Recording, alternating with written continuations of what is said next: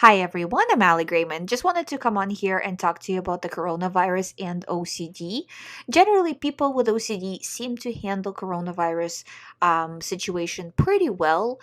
I would say, unless they have contamination OCD directly, which, like I always say, contamination OCD is not the only type of OCD or even the most common one that I see. It's actually probably not the least common, but one of the less common ones that I see. Most common one is generally harm OCD, which contamination can be a part of harm OCD, but also it cannot.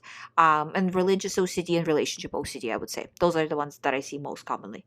But I would say right now, if you're in a situation that your school is closed, your work has been suspended for a little while, take this opportunity to do active recovery work.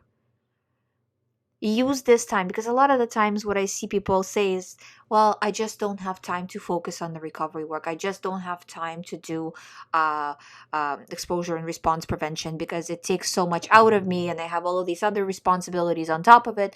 Well, if you are in a situation or if you soon will be in a situation where you are staying home, take this opportunity and really work on the recovery. Really push through on daily exposure work.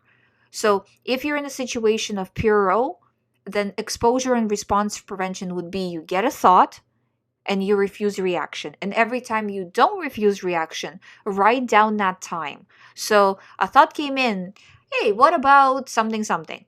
And you said, "Oh, yeah, let me think about it. Let me try to figure it out."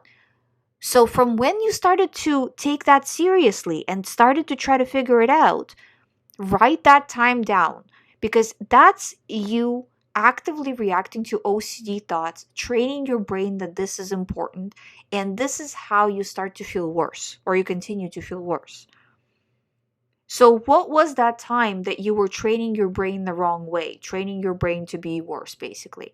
And let's reduce that time. So, if today was 200 minutes, let's try to make the next day 190 minutes, then 180.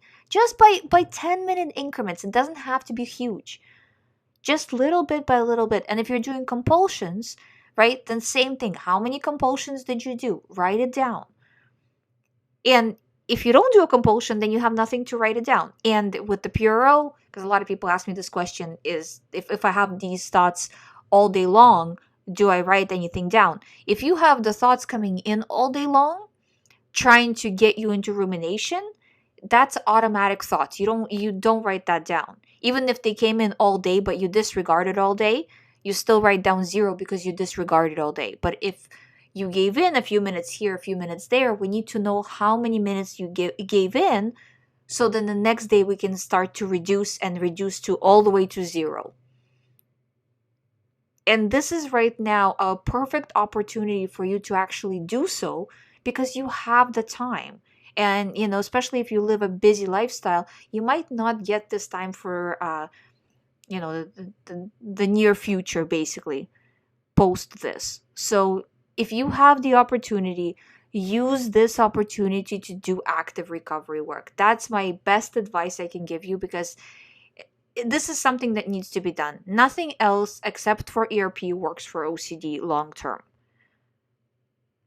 There's band-aids of this and that, but medication, whatever, but in the long run, you have to do ERP to recover.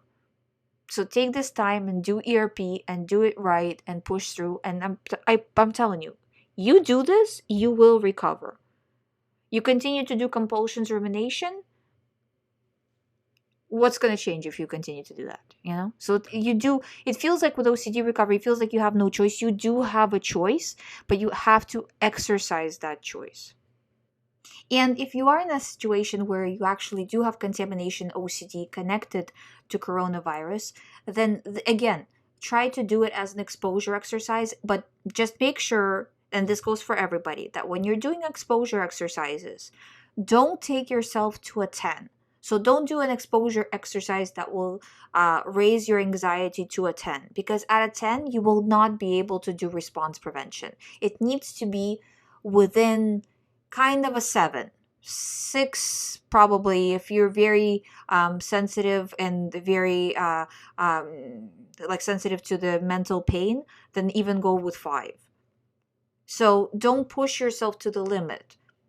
Do something that yeah, it scares me, but not enough for me to forget how to react correctly and to run to reassurance.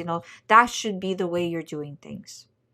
I hope you find my videos helpful. Thank you so much for listening. If you would like to do one-on-one recovery program with me, as always, all the information is on youhaveocd.com. You can sign up from there. You can book the appointment from there. If you haven't subscribed to the channel, please subscribe. I will get back to daily videos, and I will see you tomorrow.